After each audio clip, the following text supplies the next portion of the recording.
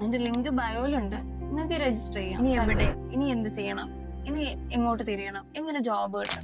എന്റെ ഒരു ഫ്രണ്ടിനോട് ഇന്നലെ ഞാൻ സംസാരിച്ചു. അപ്പം അവനിപ്പോ പോയിട്ടൊരു 2-3 years ആയിട്ടുണ്ടാവും. സോ അവനോട് സംസാരിച്ചത് എന്തിനെ പറ്റി വെച്ചാൽ അവൻ്റെ ഒരു ജേർണി അറിയാൻ വേണ്ടിയിട്ടാണ് സംസാരിച്ചത്. അതായത് അവൻ UK യിലാണ്. അവൻ പറഞ്ഞൊരു കാര്യമുണ്ട്. അവൻ ഫസ്റ്റ്ലി അവിടെ പോയി ചെന്നിറങ്ങിയ സമയത്ത് അവന് ഫസ്റ്റ് കിട്ടിയ അക്കോമഡേഷൻ എന്ന് പറയുന്നത് ആകെ 15 days ആണ്.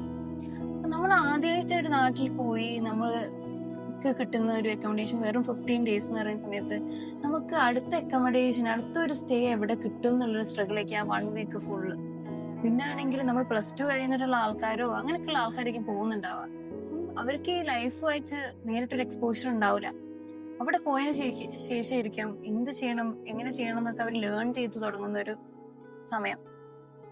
ഈ ഒരു സമയത്ത് പെട്ടെന്നൊരു അക്കോമഡേഷൻ കണ്ടുപിടിക്കുക, കണക്ഷൻ ബിൽഡ് ചെയ്യുക, നെറ്റ്വർക്ക് ചെയ്യുക എന്നൊക്കെ ഉള്ളത് ഭയങ്കര ചാലഞ്ചിങ് ആയിട്ടുള്ള പ്രശ്നമായിരിക്കും, ഒരു ഫേസ് ആയിരിക്കും അവരുടെ ലൈഫിന്റെ.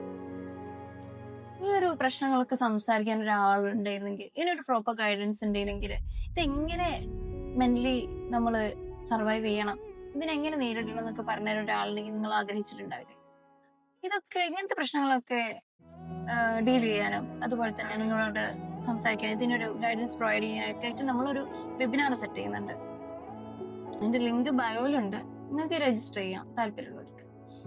സോ ഞാൻ പറഞ്ഞു തന്നിരുന്നത് ഈ ഒരു സ്ട്രഗിളിനെ പറ്റിയാണ്. നമ്മൾ പെട്ടെന്ന് ഒരു പുതിയ രാജ്യത്തേക്ക് പോയി അവിടുന്ന് നമ്മൾക്ക് ഇറങ്ങിയ പാടന്നെ നമുക്കൊരു റിലീഫിലിരിക്കുന്നതിന് പകരം നമ്മൾ അടുത്ത പെട്ടെന്ന് തന്നെ സ്ട്രെസ്ഫുൾ ആയിട്ടുള്ള ഒരു അറ്റ്മോസ്ഫിയറിലേക്ക് പോവാം.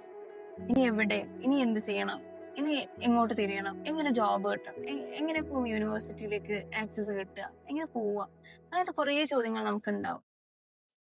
ഇതൊക്കെ നമ്മളെ ഡ്രെയിൻ ചെയ്യുന്ന ഒരു കാര്യമായിരിക്കും.